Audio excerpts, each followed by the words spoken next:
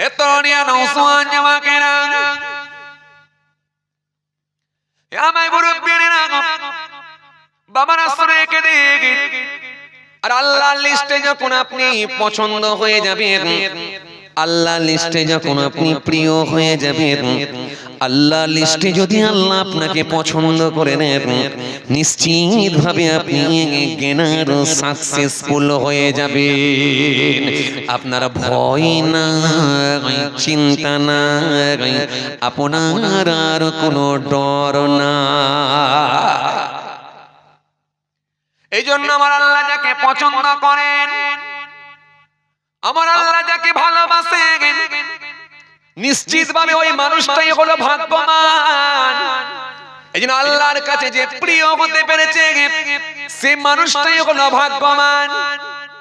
এই জন্য হাদিস পাকের মধ্যে পাওয়া যায়, আমার আল্লাহ আমার নবী সুন্দর করে বললেন, যখন কোনো ব্যক্তিকে আমার আল্লাহ পছন্দ করে নেন, যখন কোনো ব্যক্তিকে আমার আল্লাহ ভালোবেসে নেন, যখন কোনো ব্যক্তিকে আমার আল্লাহ পছন্দ করেন, ওই সময় আমার আল্লাহ সহ্য করতে পারেন না, হযরতে জিবরাইলকে ডাক দেন, ও জিবরাইল এসো এসো এসো। হযরতে জিবরাইল যখন গিয়ে পৌঁছে যান, রাব্বি আল্লাহ বলেন, আমার আল্লাহ সেই সময় বলে, ও জিবরাইল, অমুক জায়গায়, অমুক গ্রামে, অমুক পাড়াতে অমুকের ছেলে অমুককে আমি আল্লাহ বড় ভালোবেসে নিয়েছি, আমি আল্লাহ ওই মানুষটাকে বড় পছন্দ করে নিয়েছি। ও জিবরাইল, তুমিও তাকে ভালোবাসো, পছন্দ করো।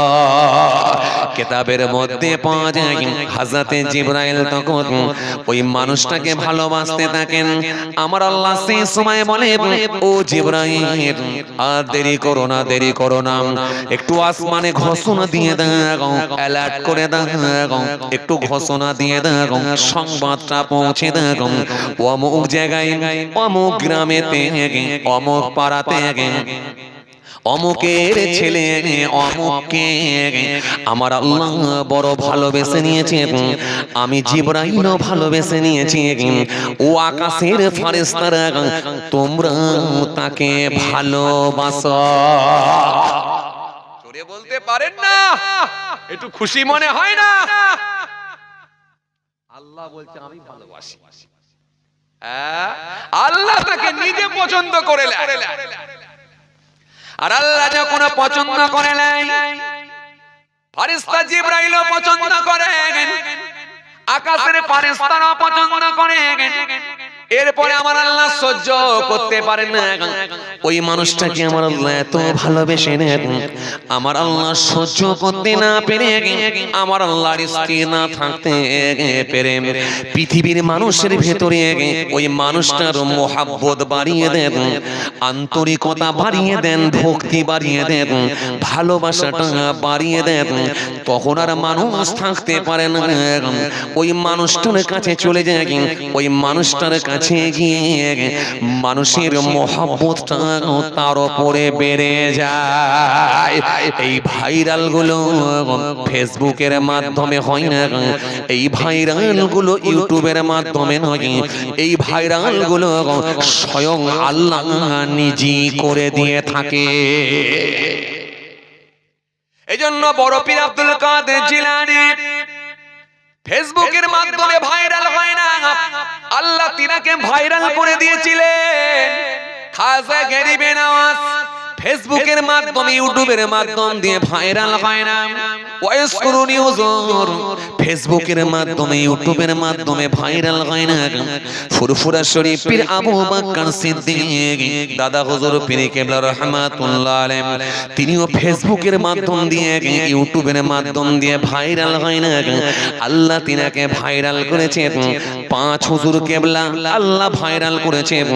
বসিরহাট আল্লামা রুহুল আমিন রাহমাতুল্লাহ আলাইহি এত বড় আল্লাহর মাহবুব বান্দা, ওলি বান্দা ছিলেন। ছিলেন, শুধু ভারত নয় ভারতবর্ষের বাইরেও জিনার নামটা আল্লাহ পৌঁছে দিয়েছেন, তিনাকেও কিন্তু ফেসবুকের মাধ্যম দিয়ে না হয়, ইউটিউবের মাধ্যম দিয়ে না হয়, লোকের মুখে মুখে মুখে মুখে মুখে মুখে প্রচারের মাধ্যমে অন্তরে মহাব্বত আল্লাহ বাড়িয়ে দিয়ে ওই মানুষটাকে আল্লাহ নিজেই ভাইরাল করে দিয়েছে। আবার অনেকে 6টা ছেলে নেই, 4টে ছেলে, তাকে আবার 6টা ছেলে বানিয়ে দিয়েছে। কথা বলে, আমি সোশ্যাল মিডিয়ায় দেখছিলাম এক লোক, তিনি ফেসবুকে এসে বাইট দিচ্ছেন, জিজ্ঞাসা করছে মিডিয়া আপনাকে হিয়ারিং এ কেন ডেকেছে, বলছে আমার 4টে ছেলে, কিন্তু নোটিশ আমার কাছে এসেছে 6টা ছেলে বলে, তো আর 2টো ছেলে কোথায় গেল খুঁজতে বেরিয়েছি আমি। কথা বুঝতে পারছেন না? যে অথচ আপনি খুব ভালো করে যদি খবর নিয়ে দেখেন, যে লোকগুলো আপনাকে এসআইআর করে নাগরিকত্বহীন করে দিতে চলেছে, আপনি যদি খুব ভালো করে খোঁজ খবর নেন, ওই লোকগুলোই আসলে ওদের কোনো কাগজপত্র নেই, ওরা সব বাংলাদেশি লোক, ম্যাক্সিমাম লোক বাংলাদেশি। তার মানে নকল মালের ওপরে লেখা আছে নকল হইতে সাবধান, ওরা হয়ে গেল আসল, আর যারা অরিজিনাল তারা হয়ে গেল নকল। মেলা না? আমি কেন বলতে যাব, আপনি বলেন না। বড় নেতা বলছে তো যে আমার মাও বাংলাদেশ থেকে এসেছে, বলছে তো বড় নেতা, এ তো সোশ্যাল মিডিয়ায় দেখে বলছি আমি। বড় নেতাকে দেখছি তো, তিনি মেয়ে জামাইকে নিয়ে বাংলাদেশে বসে আছে, সেই ছবি এখন ইন্ডিয়ায় চলছে। কথা বলে, তিনি এখন আবার ইন্ডিয়ার বড় নেতা, এ তো বড় নেতাদের ছবি দেখছি তো আমরা। এরকম যদি দেখেন একাধিক নেতা মন্ত্রী সব অবৈধ, এরা হয়ে গেল বৈধ, আর যারা বৈধ তাদেরকে অবৈধ বানাবার চক্রান্ত চলছে। তার মানে কত কঠিন সময়ের মধ্য দিয়ে আমরা, কত কঠিন সময়ের মধ্য দিয়ে আমরা কাটাচ্ছি, জীবন যাপন করছি, একবার ভাবেন। আসেন, ভুল বুঝবেন না, রাগ করবেন না, একমাত্র আমি দেখে নিয়েছি রব স্রষ্টা সৃষ্টিকর্তার যদি সাহায্য আসে তবেই বাঁচার লাইন আছে, না হলে নেই। আপনার কাগজপত্র থাকলেও বাদ দিয়ে দেবে যদি তারা মনে করে একমাত্র আল্লাহর সাহায্য ছাড়া আর দ্বিতীয় কোনো রাস্তা না। এজন্য আল্লাহ কোরআনের মধ্যে বলেছেন লা তাহিনু ওয়া লা তাহজানু ওয়া আনতুম লা'লাউনা ইন কুনতুম মুমিনিন। খবরদার তোমরা ঘাবড়াবে না, চিন্তিত হয়ো না, ভেঙে পড়ো না, তোমরাই বিজয়ী হবে। শর্ত একটা, ইন কুনতুম মুমিনিন, যদি তোমরা মুমিন হয়ে যাও। জোরে বলতে পারেন না, একটু মন খুলে হয় না? যদি তোমরা মুমিন হও, তোমাদের কোনো তোমাদের কোনো চিন্তা নাই, কোনো টেনশন নাই, তোমরাই বিজয়ী হবে। আবার অন্য জায়গায় আল্লাহ বলে ফাসকুরুনি আযকুরকুম, বান্দা আমাকে স্মরণ কর, ডাক, আমি আল্লাহ কথা দিচ্ছি আমিও তোদের স্মরণ করব। আবার অন্য জায়গায় আল্লাহ বলছেন ওয়াস্তাঈনু বিস-সাবরি ওয়াস-সালাহ, বান্দা তোমরা ধৈর্য, সবর, ওয়াস-সালাহ, নামাজের মাধ্যমে আমার দরবারে দোয়া চাও, আমি আল্লাহ কথা দিচ্ছি তোমাদের দরখাস্তকে কবুল করে নেব। মাল্লাহুল মাওলা ফালাহুল কুল, বান্দা যখন আল্লাহর হয়ে যাবে, আমি আল্লাহ কথা দিচ্ছি তার হয়ে যাব। যে বান্দা আল্লাহর হয়ে যায়, কুল মাখলুকাত তার গোলাম হয়ে যায়। খাজা গরিবে নওয়াজকে তো পাথর ছুঁড়ে মারতে চেয়েছিল তো জাদুঘর। খাজা গরিবে নওয়াজ তো আঙ্গুলের ইশারা দিয়ে বলেছিলেন এই পাথর যদি আল্লাহর নির্দেশে যদি পড়ে তাহলে আমার কোনো আপত্তি নাই, আর যদি কোনো মানুষে আমাকে মারার জন্য ফেলে, এ পাথর যেখানে আছিস ওখানে ওইভাবেই রয়ে যা। জোরে বলতে পারেন না? সেই পাথর তো আজও ঝুলছে, আজও তো ঝুলছে, অস্বীকারের তো কোনো জায়গা নাই। ফুরফুরা শরীফ দাদা হুজুর পীর কেবলা রহমাতুল্লাহ আলাইহি তিনি বলেছিলেন, বাবা আমি তো বুঝতে পারিনি, এটা জমিদার ফ্যামিলিদের জন্য এটা স্পেশাল বগি, স্পেশাল এটা কাউন্টার, স্পেশাল বগি, এটা আমি বুঝতে পারিনি বাবা। আমি পরের স্টেশনে গিয়ে এই রুমটা কামরাটা চেঞ্জ করে দেবো, বগিটা চেঞ্জ করে পাশের বগিতে গিয়ে উঠবো। সেজবাবু বলেছিল না, গুলি করব। তুমি কেন উঠেছো জানোনি কেন, জিজ্ঞাসা করুনি কেন? দাদা হুজুর কেবলা বলে একান্ত যদি গুলি করতে হয় আমার মালিকের সঙ্গে একটু কথা বলি। আল্লাহ গুলি তো আমাকে করে দেবে, তুমি কি চাও আমি আবু বকর চলে যাই? যদি তুমি আমার দ্বারাই কিছুদিন আরো দিনের খেদমত করিয়ে নিতে চাও তাহলে রক্ষা করার মালিক তুমি। গুলি করছে সেজে বাবু, দাদা হুজুর দাঁড়িয়ে আছেন, গুলি লাগে না, ওই গুলি জানালা দিয়ে চলে যায় ট্রেনের বগির মধ্যে, কামরার ভেতর থেকে, বগির ভেতর থেকে জানালা দিয়ে গুলি করা হয়, গুলি চলে যায়, দাদা হুজুর দাঁড়িয়ে রয়ে যায়, শরীরে লাগে না। মহব্বতে বলতে পারেন না? বড় পীর আব্দুল কাদের জিলানী রাহমাতুল্লাহ আলাইহি, হ্যাঁ, বাগদাদের মানুষগুলো হুজুরকে অ্যারেস্ট করবে, হুজুরের উপর নির্যাতন চলবে। বড় পীর সাহেব বললেন, হে পানি পানি পানি জমাট হয়ে যাও, আমি আবু বকর, আমি বড় পীর, আমি এই পানির উপর দিয়ে একটু হেঁটে হেঁটে যেতে চাই। বাগদাদের মানুষগুলো দেখলেন 7 দিন নিখোঁজ, বড় পীরকে পাওয়া যাচ্ছে না। বড় পীর সাহেব পানির উপর দিয়ে হেঁটে হেঁটে চলে যাচ্ছেন।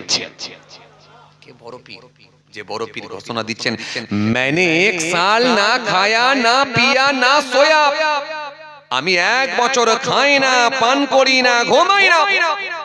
मैंने 40 साल ऐसा की वजू से सुबह की नमाज पढ़ा, আমি 40 বছর এশার ওযুতে ফজরের নামাজ পড়েছি। और 15 साल सारे रात एक पांव पर खड़ा होकर सुबह तक कुर्सी खत्म करता रहा। 15 বছর এক পায়ের উপরে দাঁড়িয়ে অপর পা তুলে নিয়ে আবার এক পায়ের উপরে দাঁড়িয়ে অপর পা তুলে নিয়ে এইভাবে আমি আল্লাহর কোরআন শরীফ খতম করেছি। এটাই তো বড় পীর, এটাই তো বড় পীর। এই জায়গায় পৌঁছানোটা খুব টাফ ব্যাপার বাবাজি। শুধু দাড়ি রেখে জুব্বা পরে মাথায় টুপি দিয়ে কিন্তু এই জায়গায় তেনারা পৌঁছান না। আলা ওয়াহিয়াল কলব, এই গোশতের টুকরাটাকে পরিষ্কার করেছিলেন, স্বচ্ছ বানিয়ে ফেলেছিলেন। আর এই গোশতের টুকরা যার খারাপ হবে, নবী বলছে গোটা বডি তার খারাপ। গোশতের টুকরা যার ভালো, গোটা বডি তার ভালো। সাহাবায়ে কেরামেরা বলেন, কোন গোশতের টুকরা? আলা ওয়াহিয়াল কলব, সেটাই হলো কলব, সেটাই হলো অন্তর। এই অন্তরগুলো তাদের ভালো ছিল। লেবাস পোশাক জুব্বা হয়তো খুব একটা ভালো ছিল না, রাস্তাঘাট খুব একটা ভালো ছিল না, বাড়ি ঘরদোর খুব একটা ভালো ছিল না, কিন্তু অন্তরটা ভালো ছিল। আর আজকের দিনে এই গোশতের টুকরোটা মানুষের খারাপ হয়ে গেছে, অন্তর ভিতরটা খারাপ। লেবাস পোশাক চেহারা জুব্বা সব ভালো, রাস্তাঘাট ভালো, বাড়ি গাড়ি ভালো, মার্কেট ভালো, জমি ভালো, সব ভালো, খালি ভেতরে আলা ওয়াহিয়াল কলব, এই গোশতের টুকরোটা খালি খারাপ, মনটা খালি খারাপ, ভিতরটা খালি খারাপ। ওই একটা জিনিস খারাপ হয়ে যাওয়ার জন্য সব খারাপ হয়ে গেল। আর তৎকালীন সময় ওই মানুষগুলোর ভেতরে একটা জিনিস ভালো হওয়ার জন্য সব ভালো। কথা কিছু বুঝতে পারছেন? এই জন্যই তো আমার আল্লাহ দেখবেন না, ইন্নাল্লাহু লা ইয়ানজুরু ইলা সুআরিকুম ওয়া আমওয়ালিকুম ওয়ালাকিন ইয়ানজুরু ইলা কুলুবিকুম ওয়া আমালিকুম। ইন্নাল্লাহ, নিশ্চয় আল্লাহ তাআলা, লা ইয়ানজুরু, নাজারা থেকে ইয়ানজুরু মুজারে সিগা, লা ইয়ানজুরু দেখেন না, ইলা সুআরিকুম, সুরাত, চেহারা, ফেস, লুক, গেটআপ, এটা দেখেন না। ওয়া আমওয়ালিকুম, তাদের মালও আল্লাহ দেখেন না। কবিগে জমি, কটা গাড়ি, কটা বাড়ি, কটা কারখানা দেখেন না। ওয়ালাকিন ইয়ানজুরু ইলা কুলুবিকুম ওয়া আমালিকুম, দেখেন কেবলমাত্র মানুষের অন্তর আর কর্মটা দেখে নেয়। এই ভিতরটা যার ভালো হবে বাবাজি, নিশ্চিত ভাবে আল্লাহর কাছে ভালো। আর এই জায়গাটা যার খারাপ হয়ে গেল, সব শেষ, সব শেষ। আপনি অবাক হয়ে যাবেন, আপনাকে আমি নাম ধরে বলে দিতে পারি, কিন্তু বলবো না। সোশ্যাল মিডিয়া একটা কারণ, দ্বিতীয় কারণ এই কি বলে, পেছনে বলা নাম ধরা ঠিক নয়, বলবো না। আর দ্বিতীয় কারণ হলো সোশ্যাল মিডিয়া হচ্ছে, বলবো না। আপনি অবাক হয়ে যাবেন, এক বৃদ্ধ লোক এক নামাজি ছেলের কাছে টাকা রেখেছে, রেখে বলছে, বাবাজি আমি তো বৃদ্ধ লোক, আমার পাসবই টাসবই কিছু নেই বাপ, আমি একটু মক্কা শরীফে যাব, উমরায় যাব, আল্লাহর কাবা দেখতে যাব, মনটা বড় চেয়েছে। বেচারা কষ্ট করে জমিয়ে 50,000 টাকা তার কাছে রেখেছে। এক নামাজি বড় জুব্বাওয়ালা ছেলে তার কাছে দিয়েছে 50,000 টাকা জমা। যার কাছে জমা দিয়েছে সে নিজে পাসপোর্ট ভিসা বানিয়ে সেখানে আর 10-20 হাজার টাকা লাগিয়ে ওই টাকা নিয়ে নিজে হজে চলে গেছে। কথাটা কিছু বুঝতে পারছেন? বৃদ্ধ লোকটা কাঁদছে আর মার্কেটে বলছে, চোখ দিয়ে পানি ঝরাচ্ছে, বলছে আমার টাকা নিয়ে ও চলে গেল, আমাকে যেতে দিলুনি আল্লাহ। এই মানুষ আবার নামাজি দাড়িওয়ালা, কিচ্ছু নেই ভাই, কিচ্ছু নেই। আমার বয়স খুব বেশি না হলেও কিন্তু 17 বছর আমি এই ময়দানে আছি আপনাদের দোয়ায়, আলহামদুলিল্লাহ 17 বছর কম বেশি জলসা করছি আপনাদের দোয়ায়। এজন্য আমি দেখলাম এই অল্প বয়সে কত মানুষ নিয়ে ঘাটাঘাটি করলাম আপনাদের দোয়ায়, দেখছি পরিস্থিতি খুব ভয়ানক জায়গায়, খুব বাজে জায়গায় চলে গেছে। আপনাদের দোয়ায় শুধু বাংলা না, বাংলার বাইরে বিভিন্ন স্টেট, বিভিন্ন রাজ্যে আল্লাহ আমাকে নিয়ে গেছে। এই বয়সে কম বেশি প্রায় 19টা রাজ্যের কাছাকাছি আল্লাহ আমাকে প্রোগ্রাম করিয়েছে আপনাদের দোয়ায়। বোম্বাই, দিল্লি, রাজস্থান, আপনার কি বলে ত্রিপুরা, আসাম, বেনারস, হায়দ্রাবাদ, আহমেদাবাদ, এইভাবে আল্লাহ কম বেশি অনেক রাজ্যে আমাকে নিয়ে গেছে। আমি তো বহু মানুষের সঙ্গে উঠা বসা করে দেখেছি, মিশে দেখেছি, পরিস্থিতি ভালো নয়। এখন যে লোকটা নিজেকে বেশি চালাক মনে করছে, প্যাঁচের লোক সেই লোকটা। আর যে লোকটা নিজেকে বেশি চালাক মনে করে, সেই প্যাঁচের লোকটাকে আল্লাহ বেশি কিন্তু মার দেবে, জেনে রাখবেন। যত সহজ সরল ভাবে জীবন যাপন করবে, সেই লোকটা খুব সহজেই আল্লাহর কাছে পাশ হয়ে যাবে। খুব কঠিন অবস্থা। কি বলছে? আসেন, ভুল বুঝবেন না, রাগ করবেন না। এই ভিতরটা ভালো করে যতটুকু পারেন আল্লাহর সন্তুষ্টির জন্য হোক, বাকি কিচ্ছু নেই, কিচ্ছু নেই। এমন লোক আছে দেখবেন 10টা টাকা দান দিতে চায় না, কুরবানিতে 52,000 টাকার গরু দিতে ভালোবাসে। কি বলছেন আপনি? 10টা টাকা দান দিতে চায় না। একটা এতিম বাচ্চা ঈদের দিনে চোখ দিয়ে পানি ঝরছে, চোখ দিয়ে পানি ঝরছে, বাপ নেই, একটা নতুন জামা দেয় না।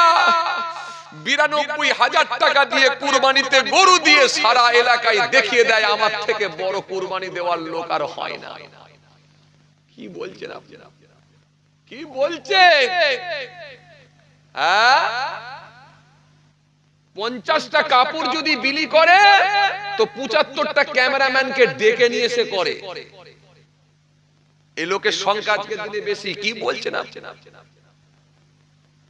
কি বলছেন? ছবি ছাড়া দান দেবে না, লোককে না দেখালে বড় কুরবানি করবে না। কি বলছেন আপনি? হায় রে হায়, সেই ইমানদার তাকওয়াওয়ালা লোক, আল্লাহওয়ালা লোক কোথায়?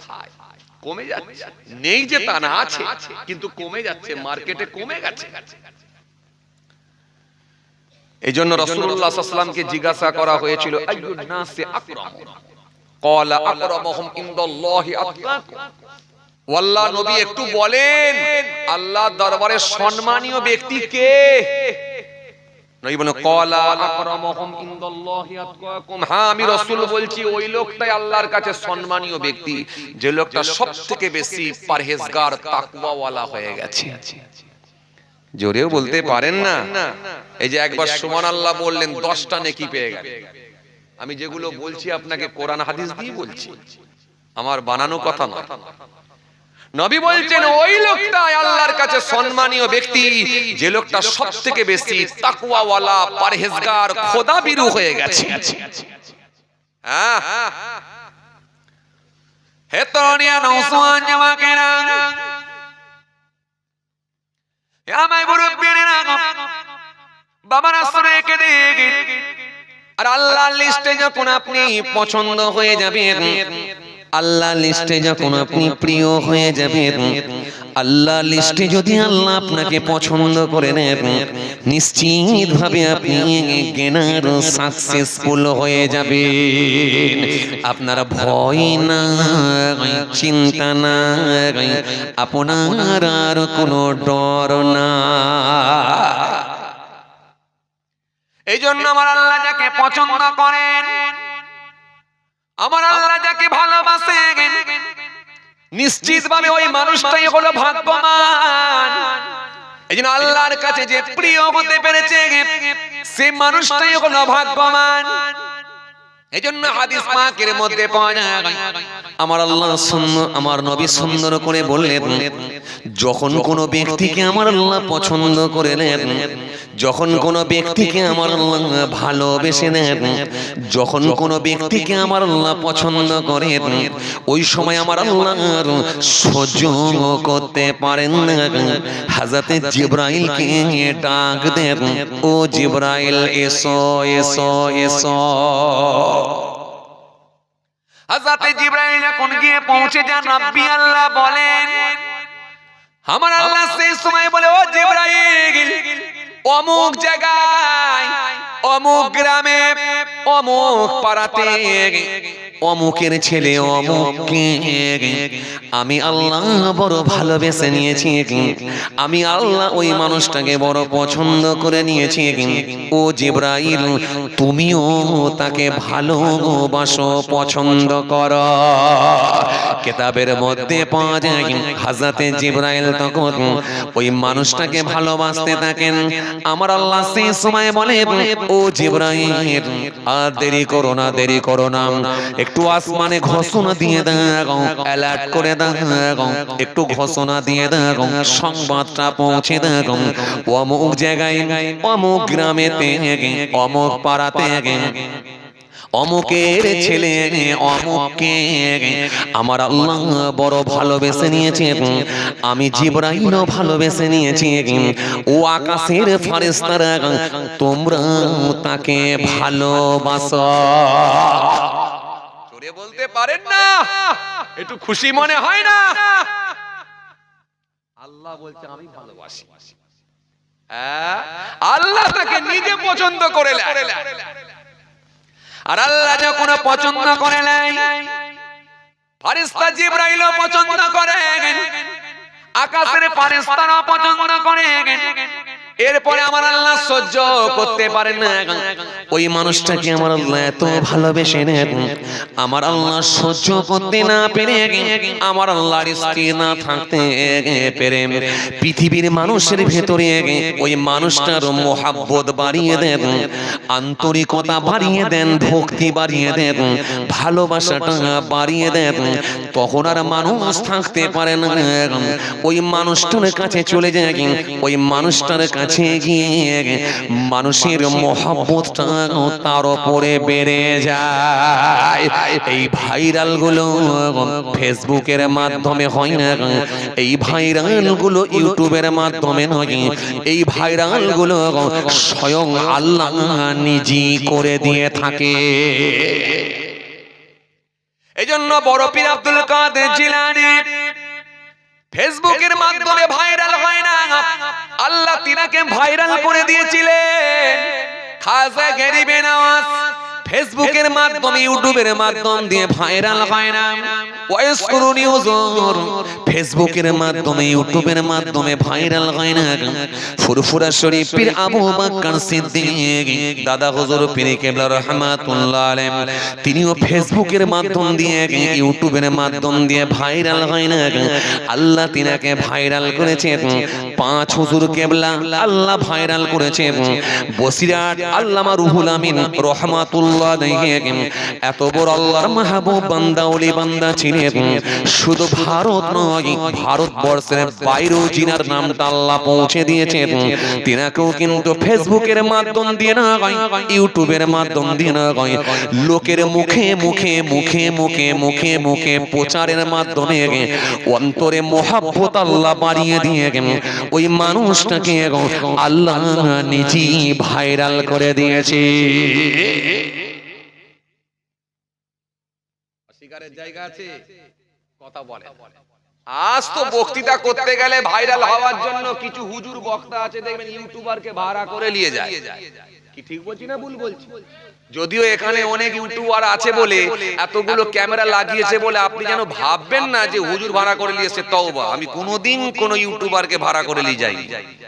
কারণ আলহামদুলিল্লাহ আপনাদের দোয়ায় আমি তো ইউটিউবের জগৎ থেকে উঠিনি, আল্লাহ আমাকে অনেক আগে থেকেই তুলে দিয়েছেন। আল্লাহর শুকর, আমার পীর মুর্শিদদের দোয়া, আমার নবী পাকের ওসিলা, আর আপনাদের মুরব্বি বাবাজিদের দোয়া। আমি যখন প্রথম ওয়াজ করতাম তখন মানুষ টেপ রেকর্ডে রেকর্ডিং করতে যেত। সে বড় বড় ব্যাটারি ছিল, ব্যাটারি বুঝতে পারছেন, ব্যাটারি যে টর্চের যে ব্যাটারি গুলো হয় না, ওই ব্যাটারিতে লোকে টেপ রেকর্ডে রেকর্ডিং করতে যেত। তখন সেই ফেতেওয়ালা ক্যাসেটের যুগ ছিল, কথা বুঝতে পারছেন? আজকের কথা বলিনি, অনেক আগেকার কথা বলছি। তারপরে সিডি ক্যাসেট বেরোলো, সিডি গোল গোল ক্যাসেট, তারপরে চিপে রেকর্ড হতো। এখন সব মোবাইলে হয়ে যাচ্ছে, ইন্টারনাল মেমোরি আছে, এতেই রেকর্ড হয়ে গেল। আবার ইউটিউবে দিলেন, ইন্টারনেটের মাধ্যমে আপনার হাতে চলে আসছে। তো সুতরাং আপনাকে আমি যেটা বোঝাতে চাইছিলাম, তার মানে আমি কিন্তু ভাড়া করে কখনো কোনো ইউটিউবার নিয়ে যাই না। আলহামদুলিল্লাহ, এরা ভালোবাসে, আমি গেলে চলে আসে, এই টাকাই। কিন্তু কিছু বক্তা ওয়াইজিন তারা ভাড়া করে করে ইউটিউবার নিয়ে যায়, এটা অস্বীকারের জায়গা না। যাক, যেতে হবে, অসুবিধে কিছু নেই। নতুন বক্তা ওয়াইজিন থাকলে নিয়ে যেতেই পারে, এতে আমার কোনো আপত্তি নেই। কিন্তু আমি বুঝাতে চাইছি, আল্লাহওয়ালা ব্যক্তি যারা, তাদেরকে আল্লাহ নিজেই ভাইরাল করে দেয়। এদের জন্য কোনো প্রচার প্রসার লাগে না, আল্লাহ নিজে ভাইরাল করে দেয়। কারণ সেই মানুষগুলোর উপরে আল্লাহ নিজে খুশি হয়ে গেছে। এটা অস্বীকারের কোনো জায়গা নেই বাবাজি। আসেন, ওই জায়গাটাই তো পৌঁছানো বড় কঠিন। ওই জায়গায় পৌঁছাতে হলেই তো বড় কঠিন।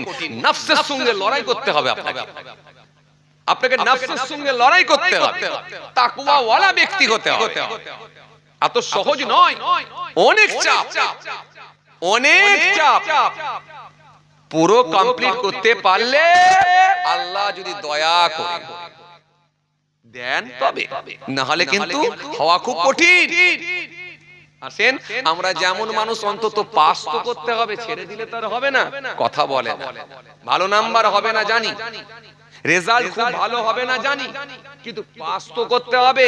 পাসটা তো নাম্বার তুলতে হবে, ছেড়ে দিলে তো হবে না, হাল ছাড়লে তো হবে না, পাস নম্বরটা তো তুলতে হবে।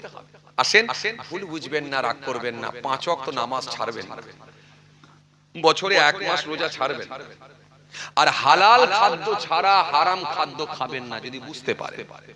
আর এই জবান দিয়ে অনর্থক কথা বলবেন না, বাজে মন্তব্য করবেন না, বাজে কথা বলতে যাবেন। জবানটাকে একটু কন্ট্রোলে রাখবেন, একটু কন্ট্রোলে রাখবেন জবানটাকে। জি, আর মনটাকে একটু পরিষ্কার আমাদের করতে হবে। আল্লাহ যদি রাজি হন, আল্লাহ যদি ঈমানের সঙ্গে মৃত্যু দেন, ইনশাআল্লাহ আপনি গেনার, আপনি সাকসেস। কোরআন শরীফের মধ্যে আল্লাহ সুন্দর করে বললেন, যালিকাল কিতাব লা রাইবা ফি হুদাল লিল মুত্তাকিন আল্লাযীনা ইউমিনুনা বিল গায়বি ওয়া ইয়াকিমুনাস সালাহ ওয়া মিম্মা রাযাকনাহুম ইউনফিকুন ওয়াল্লাযীনা ইউমিনুনা বিমা উনজিলা ইলাইকা ওয়া মা উনজিলা মিন ক্বাবলিক ওয়া বিল আখিরাতি হুম ইউকিনুন। আল্লাহ কোরআনের মধ্যে সুন্দর করে আয়াত দিয়েছেন, সূরা বাকারা, সুন্দর করে আল্লাহ। এই জন্য আমার আল্লাহ সুন্দর করে আমরা শোনা বান্দা, যালিকাল কিতাব লা রাইবা ফীহি হুদাল লিল মুত্তাকিন। এই সে কিতাব যার মধ্যে কোনো সন্দেহ নাই, যার মধ্যে কোনো সন্দেহ নাই, ভুল তো দূরের কথা, কোনো সন্দেহ নাই। হুদাল লিল মুত্তাকিন, আর মুত্তাকিদের জন্য হেদায়েত স্বরূপ। জোরে বলতে পারেন না, মুত্তাকিদের জন্য হেদায়েত স্বরূপ। এরপর আমার আল্লাহ সুন্দর করে বলেন, সোনা বান্দা, আল্লাযীনা ইউমিনুনা বিল গায়বি ওয়া ইয়াকিমুনাস সালাহ ওয়া মিম্মা রাযাকনাহুম ইউনফিকুন। এরপর আল্লাহ সুন্দর করে বললেন, আল্লাযীনা ইউমিনুনা বিল গায়বি, যারা গায়েবের উপরে বিশ্বাস করেছে, আল্লাযীনা ইউমিনুনা বিল গায়বি ওয়া ইয়াকিমুনাস সালাহ, নামাজ যারা আদায় করেছে, ওয়া মিম্মা রাযাকনাহুম ইউনফিকুন, আর আমি আল্লাহ তাদেরকে যা রিজিক দিয়েছি ওই হালাল মাল থেকে আমার রাস্তায় কিছু ব্যয় করে দিয়েছি। শুধু 5 নম্বর তোলার মতো দিচ্ছি আপনাদেরকে। আমি যেখানে যাই শুধু 5 নম্বর তোলার মতো, শুধুমাত্র সাজেশন দেখে শুধুমাত্র যেগুলো ভেরি ভেরি ইম্পর্টেন্ট ছাঁকা নম্বর এইগুলোই আপনাদেরকে দিচ্ছি, আমি খুব বেশি চাপের দিচ্ছি না। তাহলে তো বলতাম তাহাজ্জুদ পড়ো, তাহলে তো বলতাম চাস পড়ো, তাহলে তো বলতাম ইশরাক পড়ো, তাহলে তো বলতাম আবাবিল পড়ো, তাহলে তো বলতাম অনেক নফল রোজা করো, তাহলে তো বলতাম অনেক সুন্নতের উপরে পাবন্দী হন, অনেক বেশি ইবাদত করেন বলতাম। হ্যাঁ, বারণ করিনি, করতে পারে আলহামদুলিল্লাহ, করতে পারলে আপনি আলহামদুলিল্লাহ, কেন আপনিও আল্লাহর ওলি হয়ে যাবেন। জোরে বলতে পারেন না? নবীর দরজা বন্ধ হলে কিন্তু অলির দরজা কথা বলে না, অলির দরজা খোলা, আপনি ওলি হয়ে যাবেন। চেষ্টা করলে ভালো নাম্বার পাবেন, এটা একদম ঠিক। কিন্তু ভালো নাম্বার যদি নাও পায়, তার হলো থার্ড ডিভিশনে পাসটা তো করতে হবে রে বাবা। আরে কথা বলছেন না কেন? কেউ হায়ার নাম্বার পাবে, হ্যাঁ মাধ্যমিকে স্টার মার্ক পাবে, লেটার পাবে, আবার কেউ থার্ড ডিভিশনে পাস করবে। দুটো স্টুডেন্ট কিন্তু সমান নয়, তার যে আপনার কি বলে দুটো স্টুডেন্ট সমান নয়, তার যোগ্যতা দক্ষতা অনেক বেশি। যে হায়ার নাম্বার পেয়েছে, কিন্তু এই ছেলেটাও তো বলতে পারবে, ভালো নাম্বার না হলেও বলতে তো পারবে আমি মাধ্যমিক পাস। কথা বলে না, মাধ্যমিক পাস এটা তো বলতে পারবে। তার মানে আমাদেরকে এখন যা অবস্থা কোন রকমে 5 নম্বর তুলে বেরোতে হবে, না হলে কোনো রাস্তা নাই, কোনো রাস্তা নাই। এই জন্য আসলে বাবাজি আমার মায়ের আল্লাহ সুন্দর করে বললেন, এক নম্বরে কে? আল্লাযীনা ইউমিনুনা বিল গায়বি, যারা গায়েবের উপরে বিশ্বাস করবে, যারা গায়েবের উপরে বিশ্বাস করবে। আল্লাযীনা ইউমিনুনা বিল গায়বি ওয়া ইউকিমুনাস সালাত, নামাজ আদায় করবে, ওয়া মিম্মা রাযাকনাহুম ইউনফিকুন, আর আমি আল্লাহ তাদেরকে যা রিজিক দিয়েছি তা থেকে আমার রাস্তায় কিছু ব্যয় করে দেবে। জোরে বলতে পারেন না? তাহলে কটা কাজ বললাম? কথা বলে কটা কাজ? এর ভেতরে কটা কাজ বললাম এখন পর্যন্ত? কটা কাজ বললাম বাপ? 5টা বললাম, এখন 2টো বললাম, এখন কটা? এই আয়াতের মধ্য দিয়ে কটা বললাম কাজ? আবার শুনেন, 1 নম্বরে কি গায়েবের উপরে বিশ্বাস করবেন, না দেখে বিশ্বাস। তার মানে কি? জোরে বলেন, না দেখে বিশ্বাস করা, এটাই হলো ঈমান। গায়েবের উপরে বিশ্বাস করবে, না দেখে আল্লাহর উপরে বিশ্বাস করা, মেনে নেওয়া। দ্বিতীয় নম্বরে কি? আল্লাহ বললেন 2 নম্বরে কি? দ্বিতীয় নম্বরে তারা সালাত আদায় করবে। আর তৃতীয় নাম্বার 3 নম্বর হলো আমি যা তাদেরকে রিজিক দিয়েছি হালাল মাল থেকে কিছুটা আমার রাস্তায় ব্যয় করবে। কাজ কটা? এখনো পর্যন্ত 3টে, এরপরে একটু বাড়তে পারে, সেটা পরে আসছে। এখনো পর্যন্ত 3টে। তাহলে 1 নম্বরে ছিল কি? গায়েবের উপরে বিশ্বাস। এটার নাম কি? এটার নাম হলো ঈমান। কিন্তু ঈমান আনাটা কি? জোরে বলেন, ঈমান আনা কি? ঈমান আনা কি? সুন্নত, ওয়াজিব, ফরজ, মুস্তাহাব, মুস্তাহসান, নফল, কোনটা ঈমান আনা কি? কথা বলে না কেন চাচাগুলো? হ্যাঁ, ঈমান আনা যদি ফরজ হয়, তো ফরজ কয় প্রকার? ফরজ কয় প্রকার? কথা কয় না, জানেন না ভাই? জানে না ক্লিয়ার কথা? আচ্ছা আপনারা বলেন তো, ঈমান আনা যদি ফরজ হয়, ফরজ কয় প্রকার? আরে বাবা গুনে বলেন না রে বাবা। নামাজ পড়া ফরজ, রোজা রাখা ফরজ, হজ করা ফরজ, যাকাত দেওয়া ফরজ। আরে কত ফরজ আছে গুনে বলেন না। অনেক অনেক। আমার একটা মাইনাস পয়েন্ট কি জানেন? আমি লোককে বকাই। আমার একটা মাইনাস পয়েন্ট কি জানেন, আমি পাবলিককে বকিয়ে বকিয়ে ওয়াজ করি, মানে দর্শককে বকিয়ে বকিয়ে ওয়াজ করি, ঘুমোতে দিই না। এই যে আমার একটা বাজে অভ্যাস বলতে পারেন, একটা মাইনাস পয়েন্ট বলতে পারেন, যাই বলেন না কেন আপনি বলতে পারেন, এটা আমার কোনো আপত্তি নেই, কিন্তু আমার একটা প্রথম থেকে বাজে অভ্যাস, আমি পাবলিককে ঘুমোতে দিই এই বকায়। একটু বকাচ্ছি বলে আপনারা বিরক্ত হচ্ছেন? জোরে বলেন। এই বকাচ্ছি মানে কেন বলেন দেখিনি, যাতে করে আপনার ধ্যানটা মনটা ঠিক এই দিকেই থাকবে, আপনি আর অন্য মনস্ক হবেন না, আর এই যে মাথায় ঢুকবে আর ভুলবেন না। ফরজ কয় প্রকার? কথা বলে না। ফরজ যদি 5 প্রকার হয় তো 1 নম্বরে কি? 1 নম্বরে যদি ঈমান আনা হয় তো 2 নম্বরে কি? নামাজ। 2 নম্বরে যদি নামাজ হয় 3 নম্বরে কি? রোজা যদি 3 নম্বরে হয় তো 4 নম্বরে কি? হজ 4 নম্বরে যদি হজ হয় তো 5 নম্বরে কি? যাকাত। যাকাত যদি 5 নম্বরে হয়, আর নাই ওযুর ভেতরে ফরজ আছে না নাই? এই বলে আছে। তাহলে ওযুর ভেতরে যদি ফরজ থাকে তার মানে কটা হলো? হ্যাঁ, 6টা না 9টা? 9টা। কেন ওযুর ফরজ কটা? জোরে বলো। 4টে। তাহলে 4টে যদি ওযুর ফরজ হয় তাহলে কটা হলো? এদিকে 5 ওদিকে 4, তার মানে 9। বাহ, সুন্দর কিন্তু বলছে ভাই। তাহলে মোট হলো কটা?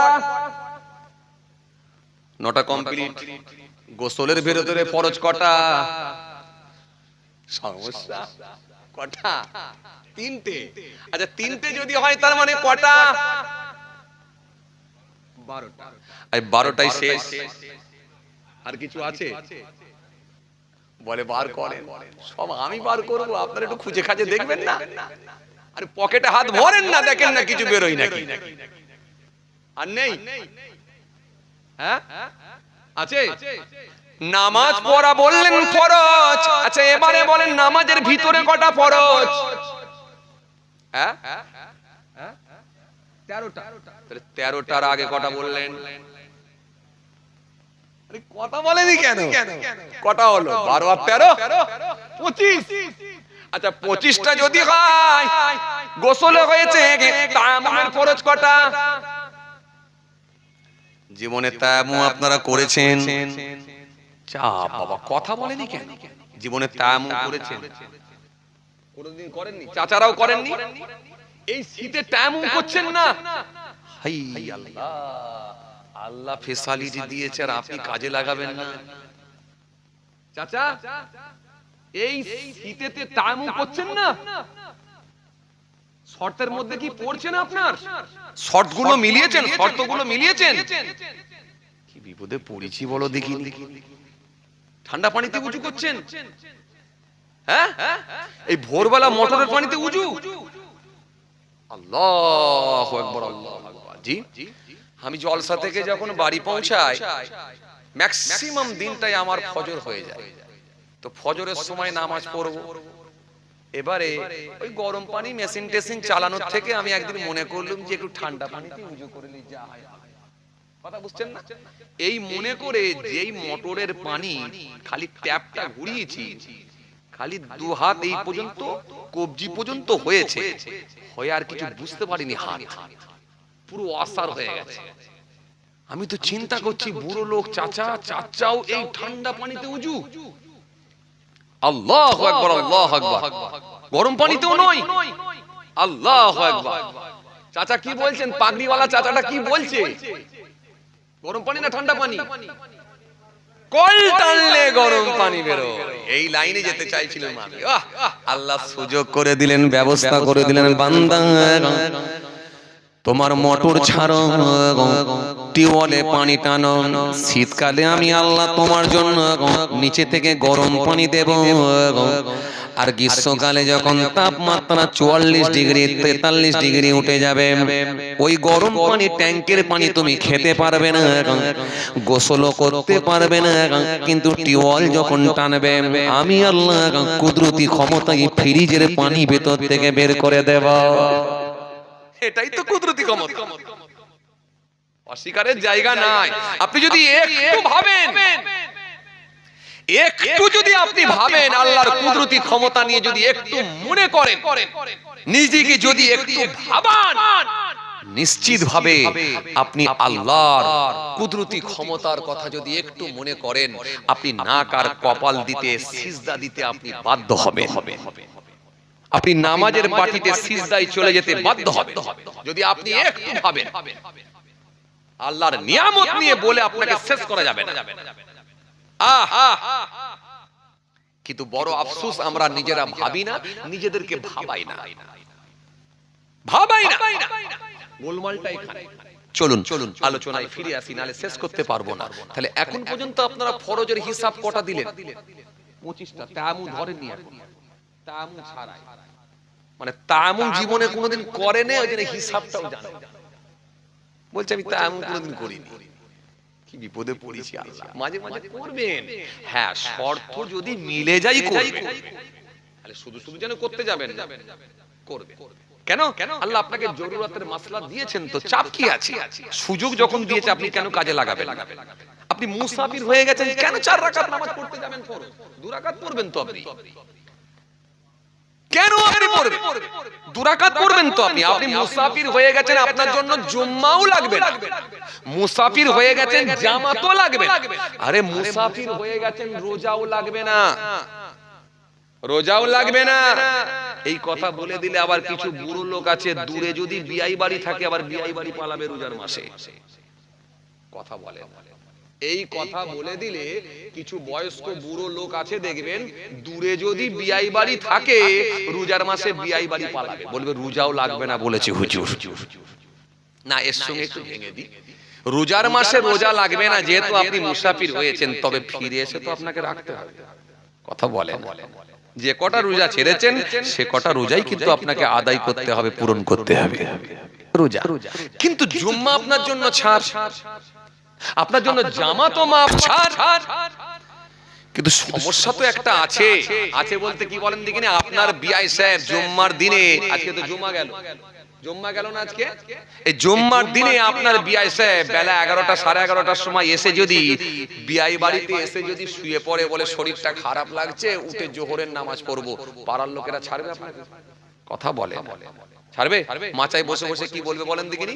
দেখেছিস অমুকের বাড়িতে অমুকের শ্বশুর এলো কি অমুকের বিয়াই এলো, এত বড় দাঁড়ি, বড় জুব্বা, মাথায় পাগড়ি, জুম্মাটা পড়লো নি। কথা বলে, সমালোচনা করবে কি করবে না? এই করবে কি করবে না? করবে। এইজন্য বহু মানুষ খালি গুনাহগার হয়ে যাচ্ছে এই শুকনো পাপ করে। এগুলো নাম দিয়েছে শুকনো পাপ, মানে এক্সট্রা পাপ করছে, এক্সট্রা গুনাহ করে নিচ্ছে, শুকনো পাপ। রাসূল একটা হাদিস দিয়েছেন, ক্বালা ইয়াকুম ওয়াযন্না ফাইন্না যন্না আকযাবুল হাদিস। তোমরা ধারণা করে কথা বলো না, আন্দাজে কথা বলো না, আন্দাজে কথা বলাটাই হলো মিথ্যা। ধারণা করে কথা বলাটাই হলো মিথ্যা, আন্দাজে কথা বলাটাই হলো মিথ্যা। আপনি ছেলের বিয়ে দিয়েছেন, খুব ভালো করে তাকান আমার দিকে, নাহলে ওয়াজ বুঝতে পারবেন না। ছেলের বিয়ে দিয়েছেন, 1 সপ্তাহ হয়ে গেল, 1 সপ্তাহ পরে আপনার ছেলের সম্বন্ধী অর্থাৎ শালাবাবু আপনার বাড়িতে এসেছে, বুনাই বাড়িতে এসেছে একটা লাল কালারের চকচকে মোটরসাইকেল। ওই মোটরসাইকেল নিয়ে এসে যখন গেটের সামনে রেখেছে, বুনাই বাড়ির দরজার সামনে রেখেছে, রেখে যখন ভিতরে গেছে, সারা এলাকায় খবর হয়ে গেল অমুকের ছেলের 1 সপ্তাহ আগে বিয়ে হয়েছে আর মোটরসাইকেলটা আজকে ঢুকছে। কথা বলে না, কথা বুঝতে পারছেন কি বলছি? অথচ যার নিয়ে বলছেন যে যৌতুক নিয়েছে, ফোন নিয়েছে, মোটরসাইকেলটা ঢুকেছে, অথচ সে লোক নিজেই জানে না যে আমার নামে চারিদিকে ছড়িয়ে গেছে যে আমি নাকি মোটরসাইকেল নিয়েছি। তার মানে এটা সম্পূর্ণ আন্দাজে কথা, ধারণা করে কথা, ভিত্তিহীন কথা।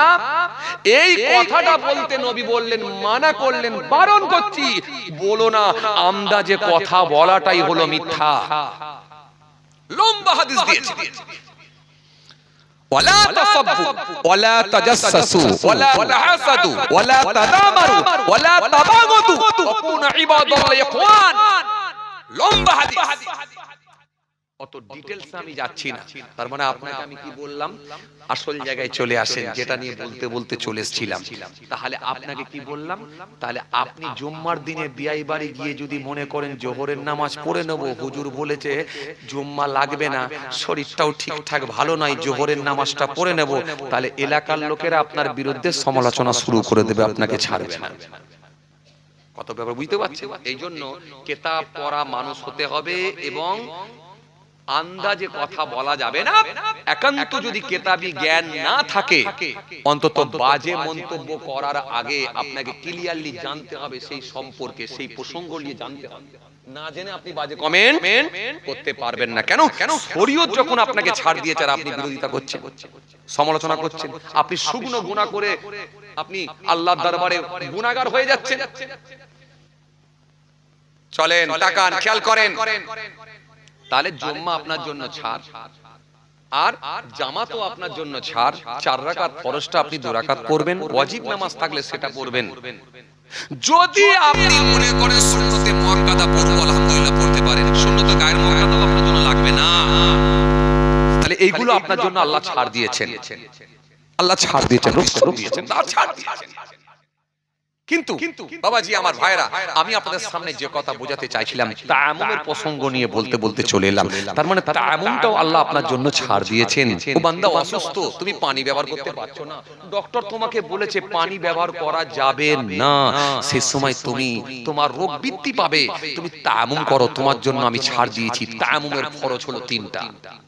তায়াম্মুমের ফরজ হলো 3টা। তাহলে আগের হিসাব কটা ছিল? 25 আর 3 28। আর ফরজ বার করব, কথা বলে না, আর বার করব, তাহলে কটা হলো বুঝতে পারছেন? 28টা। আচ্ছা, আমি আপনাদের সামনে কি বুঝাতে চেয়েছিলাম বলেন দেখিনি? ঈমান নিয়ে বলছিলাম, তাই তো নাকি? একটা ছোট্ট আয়াত পড়েছিলাম। কি পড়েছিলাম বলেন? আপনাদের মুখস্থ আছে, বলেন।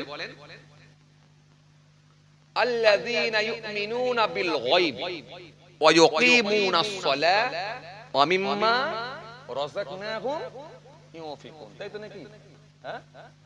এই ছোট্ট আয়াত পড়েছিলাম। এই আয়াত পড়ে আপনাকে আমি যেটা বুঝাতে চেয়েছিলাম, যেটা গায়েবের উপরে বিশ্বাস, বলতে গিয়ে বলেছিলাম ঈমান আনাটা কি, আপনি বলেছিলেন ফরজ। এবারে বলেছিলাম ফরজ কয় প্রকার, মনে আছে আপনাদের? দেখেন, একদম কিন্তু মূল জায়গায় চলে এলাম। আমি কিন্তু ওয়াজ ছেড়ে যাওয়ার লোক নয়, যেখানে ছাড়বো সেখানেই আসবো, এটা আমার সিস্টেম। আসেন, খেয়াল করেন। তাহলে আপনাকে বলেছিলাম ফরজ কয় প্রকার, আপনি কিছু ফরজ বার করেছিলেন আর আমি কিছু আপনাকে ধরিয়ে দিলাম, দিয়ে গড়ে মোটামুটি একটা হিসাব করে 28টা পেয়ে গেলাম, তাই তো নাকি? এর থেকে বাড়ানো যাবে? আরো যাবে? কেন বলেন দেখিনি? হজ করতে গেলে তার ভেতরে কিছু ফরজ আছে, ওইখানে গিয়ে ফরজ, হজ করা যেমন ফরজ, আবার ওখানে গিয়েও কিছু ফরজ কাজ আছে। উমরা করতে গেলেও ফরজ আছে, জানেন তো নাকি? উমরার ফরজ কটা জানেন না? উমরার ফরজ হলো 2টো। ওয়াজিব কটা? ওয়াজিব হলো 2টো। যদি আমি এইভাবে আপনাকে আরো কিছু ধরাই, আরো কিছু ফরজ বেরোবে। চলেন, আলোচনাটা আবার সেই জায়গায় নিয়ে আসি, নাহলে বুঝাতে পারবো না। খেয়াল করেন, ঘুমিয়ে পড়েননি তো আপনারা? কথা বলে না। চাচা ঘুমিয়ে পড়লেন নাকি? যাক, মাশাআল্লাহ। তাকান, খেয়াল করেন। কেন ঘুমালে চলবে না বাবা? আসেন, খেয়াল করেন। চলেন। এ বাবাজি আমার ভাইরা, শুনে রেখে দেন। আমি আপনাদের যে কথা বলতে বলতে চলে এলাম, তাহলে আল্লাহ প্রথমে কি বললেন? আল্লাযীনা ইউমিনুনা বিল গায়বি, যারা গায়বের উপরে বিশ্বাস করবে।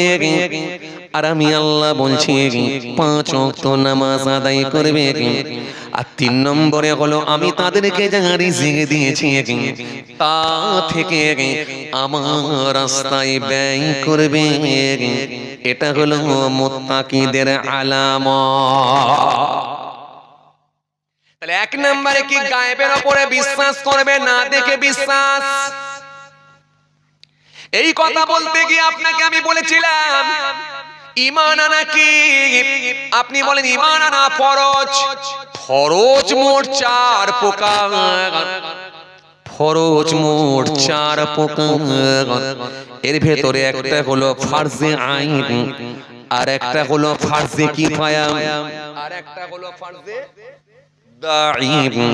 আর একটা হলো ফরজে জান্নি।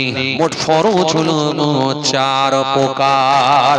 এবার আপনাকে মেলাতে হবে ফরজে আইন কোনগুলো, ফরজে কিফায়া কোনগুলো, ফরজে দাইন কোনগুলো, ফরজে জান্নি কোনগুলো। এবার আপনাকে মেলাতে হবে কোনটা কোন ফরজে পড়লো, মেলাতে হবে। কিছু বুঝতে পারছেন?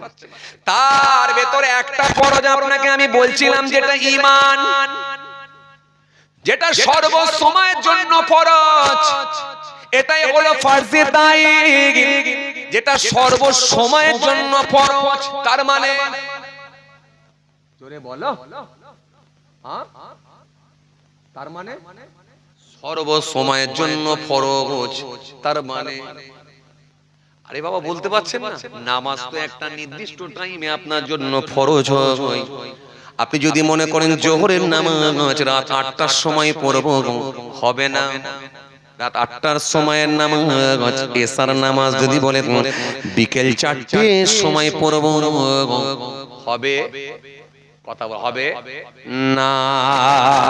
ও বাবাজি আমার ভাইরা, কিন্তু এমন একটা ফরজ যেটা সর্ব সময়ের জন্য ফরজ, সর্ব সময়ের জন্য ফরজ। রাতে যেমন ফরজ, দিনে তেমন ফরজ, সকালে যেমন ফরজ, বিকালে তেমন ফরজ, সর্ব সময়ের জন্য ফরজ। গাড়িতে যেমন ফরজ, মাঠেতেও তেমন ফরজ।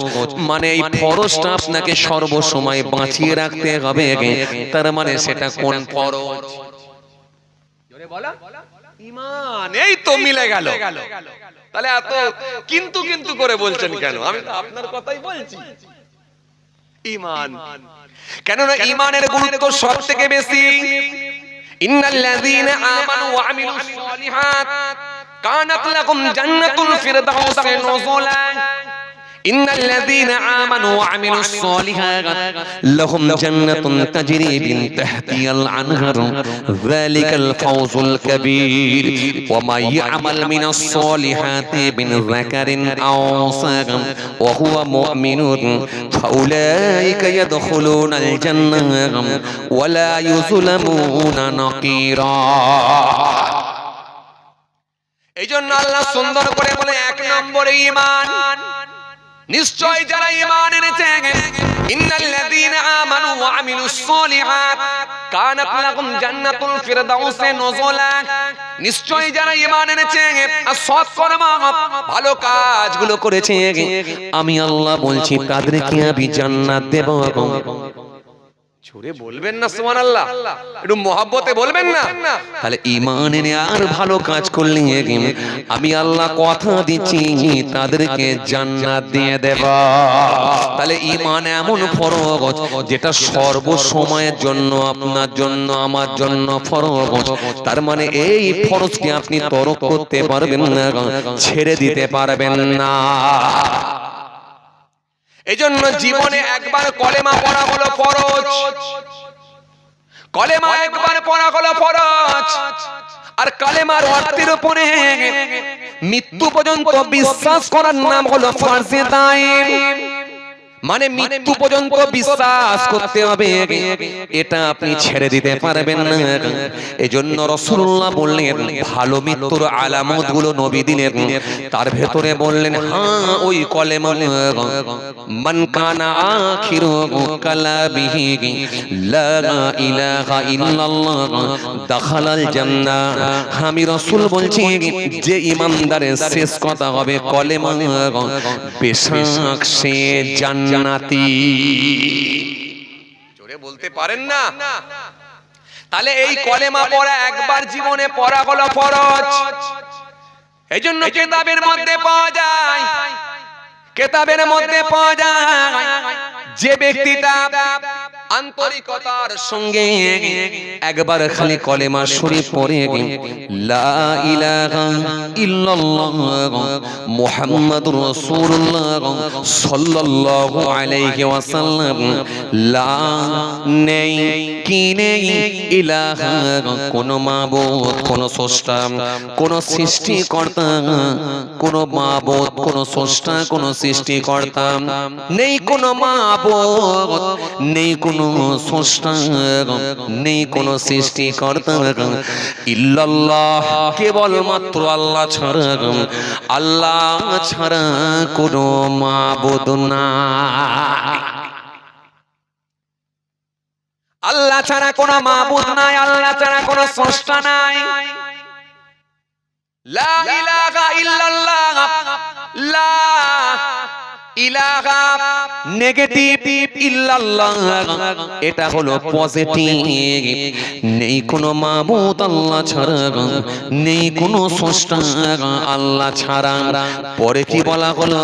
মুহাম্মাদুর রাসূলুল্লাহ সাল্লাল্লাহু আলাইহি ওয়াসাল্লাম, মুহাম্মদ সাল্লাল্লাহু আলাইহি ওয়াসাল্লাম বলেন আল্লাহ নবী, আল্লাহ রাসূল, আল্লাহর প্রীত দূত। জোরে বলবেন না, খুশি মনে বলবেন না। এই জন্য এই কলেমাটা জীবনে একবার পড়া হলো ফরজ, আর কালেমার অর্থের উপরে মৃত্যু পর্যন্ত বিশ্বাস স্থাপন করা এটা হলো ফরজে দাইন। কলেমার মধ্যে নাজহাতুল মাজালিস কিতাবের মধ্যে পাওয়া যায়, কলেমার মধ্যে মোট 12টা অক্ষর আছে।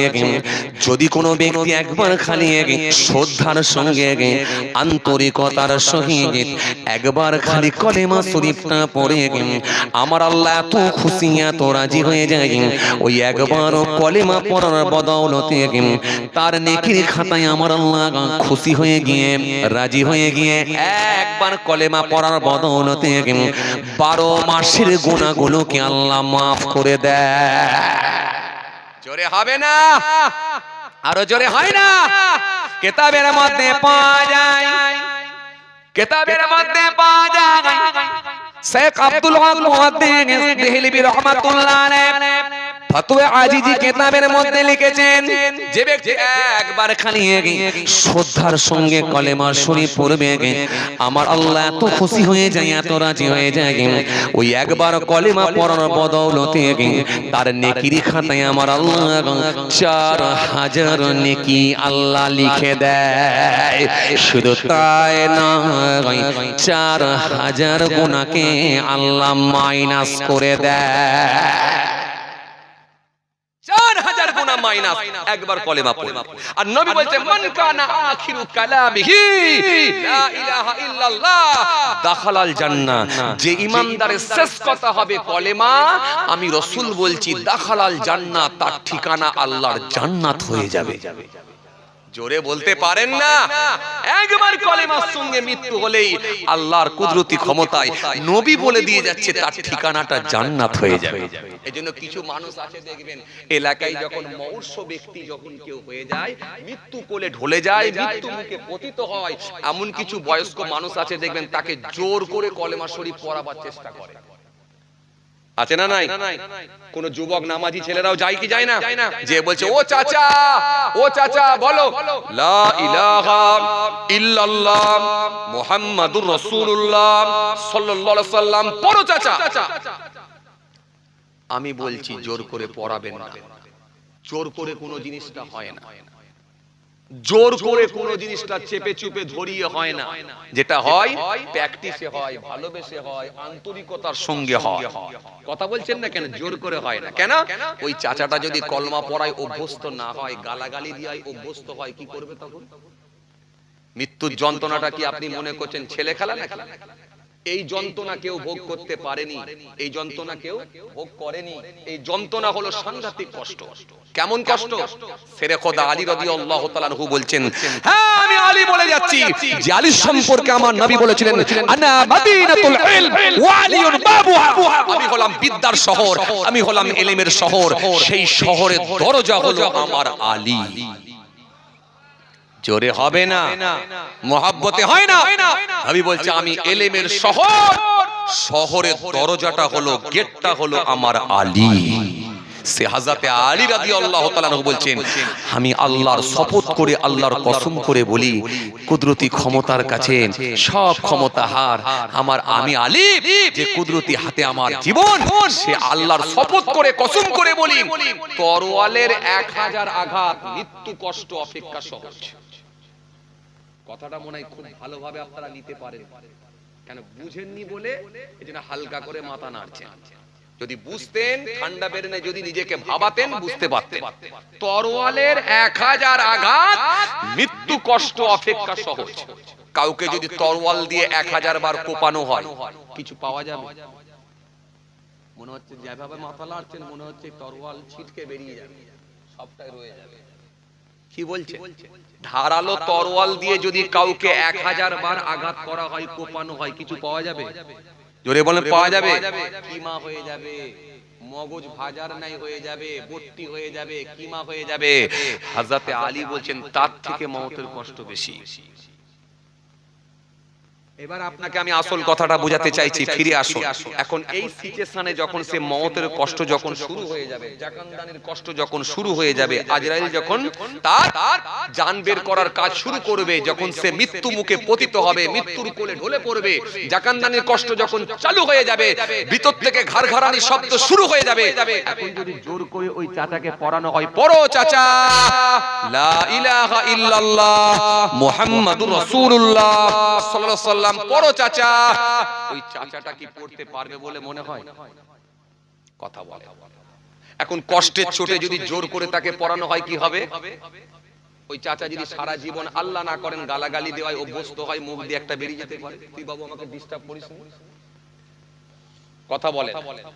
হ্যাঁ 102 যখন জ্বর উঠে যাবে, যদি বলা হয় সন্দেশ খাও চাচা, কি বলবে?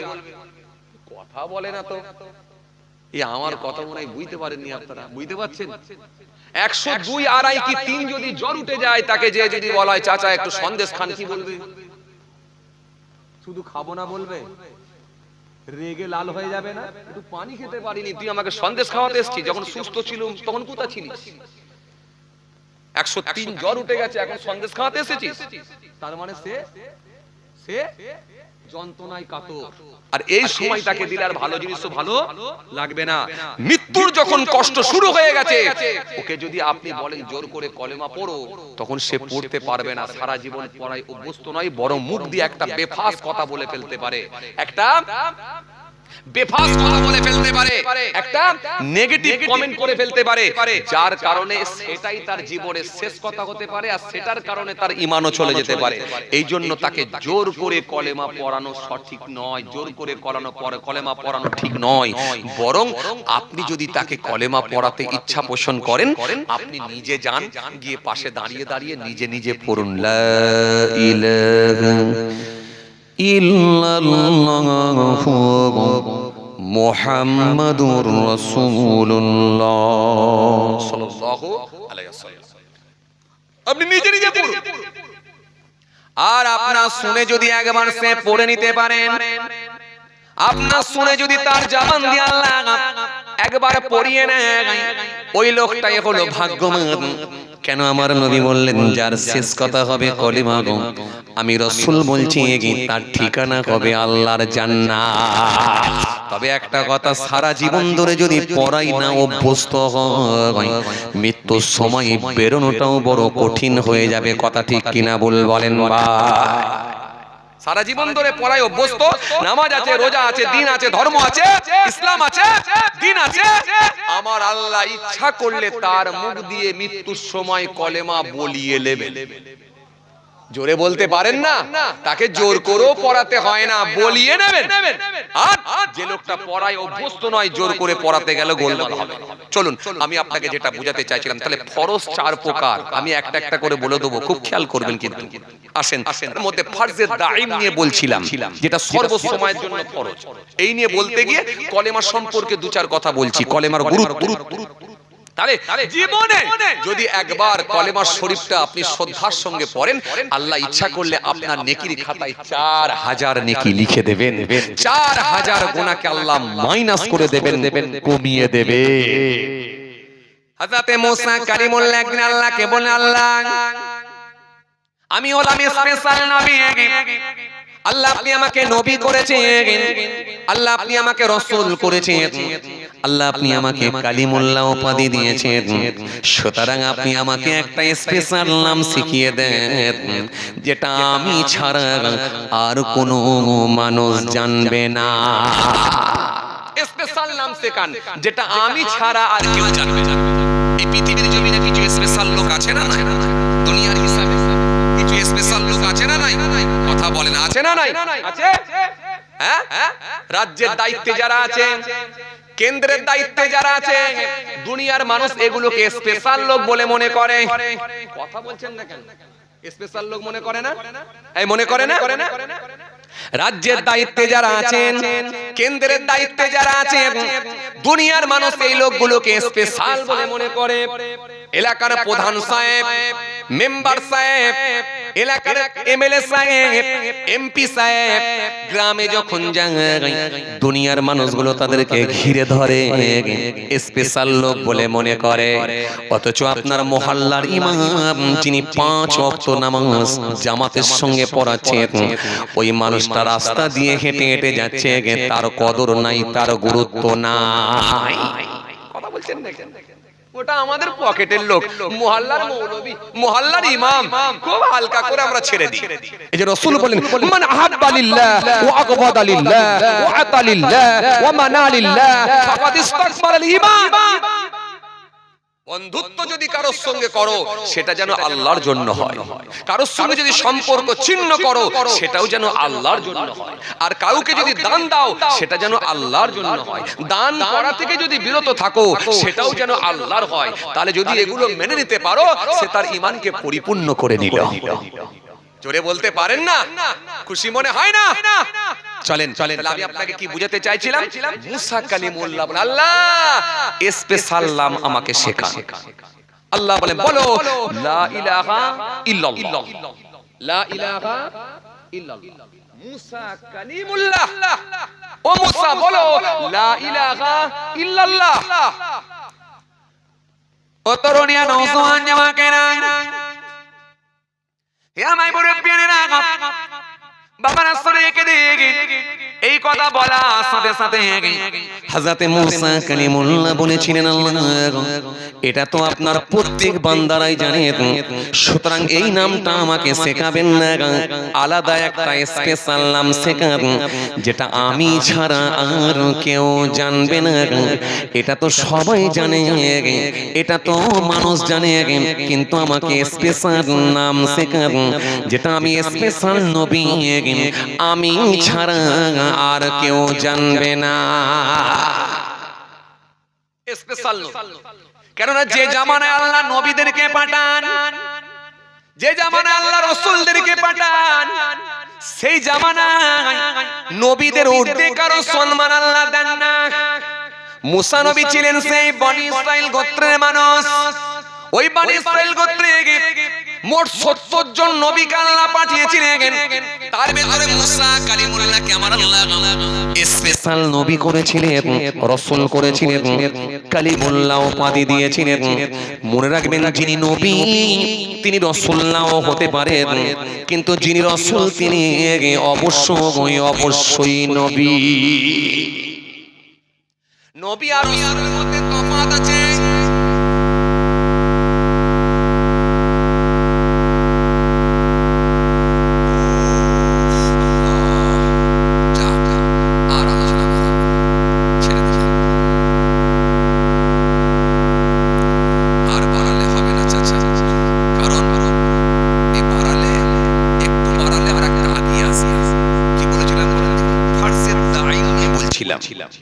এরপরে আসবে ফরজে আইন, ফরজে কিফায়া, ফরজে জান্নাত। কেন? আমি আপনাকে একটাই বোঝাতে চেয়েছিলাম। কি বলেছিলাম? গায়েবের উপরে বিশ্বাস, 5 ওয়াক্ত নামাজ, আমি যা রিজিক দিয়েছি তা থেকে ব্যয় করো আমার রাস্তায়। ব্যাস এইটুকুর উপরে আলোচনা করছিলাম। করতে গিয়ে ফরজ 4 প্রকার বলেছিলাম, দিয়ে আমি প্রথম নাম্বার ফরজটা আপনাদের সামনে বলছিলাম, কত গুরুত্ব বেশি এটা বোঝাতে চেয়েছিলাম। এরপরে আসতাম ফরজে আইন, তারপরে আসতাম ফরজে জান্নি, তারপরে আসতাম ফরজে কিফায়া। তাহলে আপনি বুঝতে পেরে যেতেন কোন ফরজের কতটা গুরুত্ব, আপনি বুঝতে পেরে যেতেন ফরজে কিফায়ার গুরুত্ব কত আর ফরজে আইনের গুরুত্ব কত। আপনি নিজে কম্পেয়ার করতে শিখে যেতেন কোন ফরজের গুরুত্ব কত, কোন ফরজের গুরুত্বটা বেশি দিতে হবে, এটা আপনি নিজে বুঝতে পেরে যেতেন। এই জন্য 4 প্রকারের ফরজ আমি বের করেছিলাম। যাক, আমি আর সময় নিচ্ছি। আল্লাহ নিয়ে এলে আলোচনা হবে। সবাই আমার জন্য দোয়া করবেন, আমি আপনাদের জন্য দোয়া করি। অনেক সময় বসিরহাট এলাকার মানুষ আপনারা একেবারে বসিরহাট হুজুরের দরবার থেকে একেবারে ঢিলছোড়া দূরত্ব, নাকি না একটু বেশি হবে? না একটু বেশি হবে, ঢিলছোড়া দূরত্ব না হলে একটু বেশি হবে, তবে একেবারে লাগোয়া বলা যেতে পারে। কি কথা ঠিক কি না বলেন? বসিরহাট হুজুরের ইসালের সবে আপনারা কেউ মিস দেন বলে তো আমার মনে হয়নি।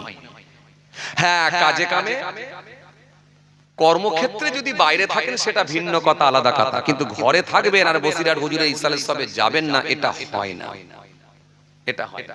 সুতরাং আপনারা বসিরহাট হুজুর জি এই এলাকার মানুষ আলহামদুলিল্লাহ আপনারা যথেষ্ট জ্ঞান রাখেন, যথেষ্ট ধার্মিক, যথেষ্ট আপনারা দিন দরদি, যথেষ্ট ইসলাম দরদি, যথেষ্ট আপনারা ধার্মিক, যথেষ্ট আপনারা আপনাদের মধ্যে দ্বীনি কালচার আছে, যথেষ্ট আপনারা দিনের সঙ্গে সম্পৃক্ত। তবু যে এতক্ষণ সময় দিয়েছেন, কম বেশি প্রায় একটার কাছাকাছি, আলহামদুলিল্লাহ। যাক যাক, আমি তাহলে আজকে ফারজে দাইম নিয়ে খালি আলোচনা করতে করতে এতটা সময় গেছে। এরপরে আর তিনটে ফরজ আমি বুঝাতে পারিনি সময়ের দিকে লক্ষ্য করে। আর স্পেশাল নাম আল্লাহ কি শেখালেন মুসা নবীকে সেটা আর বলতে পারলাম না। আবার অন্য সময় হবে এখন ইনশাআল্লাহ। খুব ভালো লেগেছে যে আপনারা ধৈর্যের পরিচয় দিয়েছেন, কাজকর্মগুলো থেকে বিরত থেকে, সমস্ত কিছুকে উপেক্ষা করে, কঠিন শীতকে উপেক্ষা করে, ব্যস্ততা, বিভিন্ন রকমের কর্ম থেকে বিরত থেকে মহান আল্লাহর সন্তুষ্টি, তার হাবিবুল্লাহকে খুশি করার নিয়তে আপনারা এসেছেন। আল্লাহ কবুল করেন। খুব ভালো লেগেছে আলহামদুলিল্লাহ। আমার জন্য দোয়া করবেন, আমি আপনাদের জন্য দোয়া করি। আসেন ছোট্ট করে একটু সালাম করব। ভাইরা বলেছেন যে আমার উপরই যখন দায়িত্বটা এসেছে,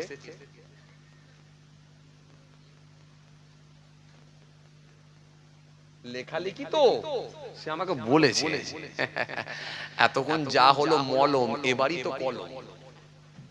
কথা বুঝতে পারছেন না? যে খুব ভালো লেগেছে আলহামদুলিল্লাহ। আল্লাহ কবুল করে, মাশাআল্লাহ। আমার জন্য দোয়া করবেন, আমি আপনাদের জন্য দোয়া রাখি। আল্লাহ আমাদের সকলকে বলার থেকে শোনার থেকে বেশি বেশি করে আমল করার তৌফিক দেন। আসেন ছোট্ট করে একটু দাঁড়াবো, সালাম পড়বো, আপনাদের সামনে থেকে বিদায় নেব। একটু সালাম পড়িয়া নবী।